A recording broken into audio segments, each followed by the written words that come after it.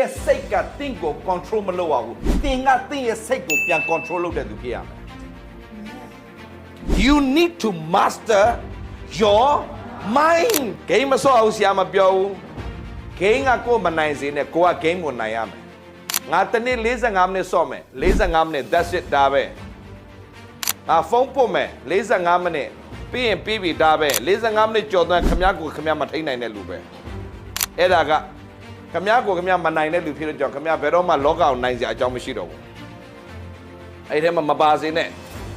အချိန်တတ်မှအချိန်မရှိဘူးလို့ပြောရင်ပါလဲတင်ဟာအချိန်ကိုမသုံးတတ်လို့အချိန်မရှိတာငွေဘာလို့မရှိတာလဲငွေမသုံးတတ်ငွေမရှိဘူးငွေမသုံးတတ်တဲ့လူကဘာလဲငွေဖြုံးတဲ့သူအချိန်မသုံးတတ်တဲ့လူကအချိန်ဖြုံးတဲ့သူသူ့အချိန်နဲ့သူအလုပ်လုပ်တတ်ရင် laziness ဆိုတဲ့စကားတင်မှာသူ့အချိန်နဲ့သူအလုပ်လုပ်တတ်ရင်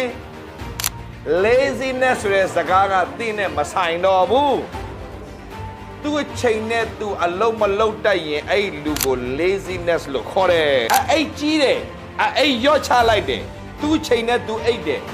ဒါဘာလို့တာလဲ develop great habit စာအုပ်မဖတ်ဘူးပြင်းနေဒါပေမဲ့တပတ်ကိုစောက်လို့ပြီးတော့ဖတ်လာတယ် develop great habit reading book on investing can provide you theoretical knowledge But to truly succeed in investing and build wealth, you need to put that knowledge into practice. Practice.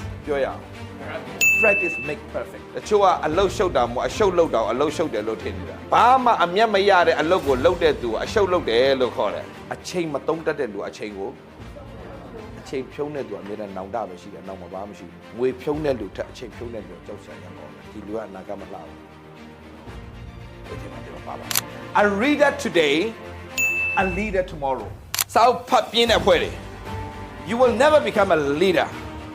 if you're lazy to read You have to read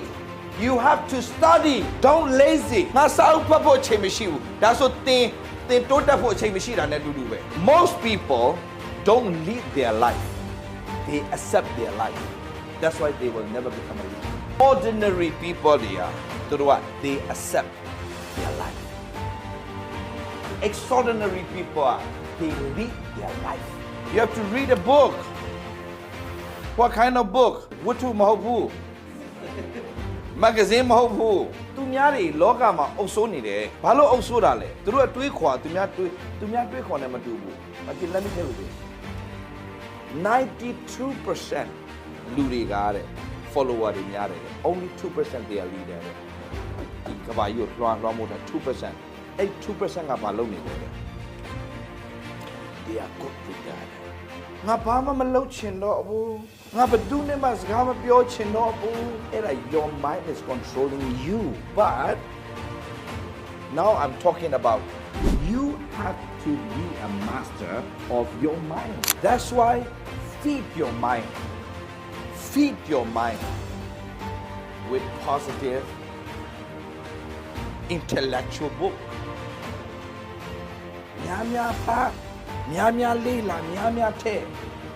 After 3 years, ဒီပုံစံပြောင်းတော့တယ်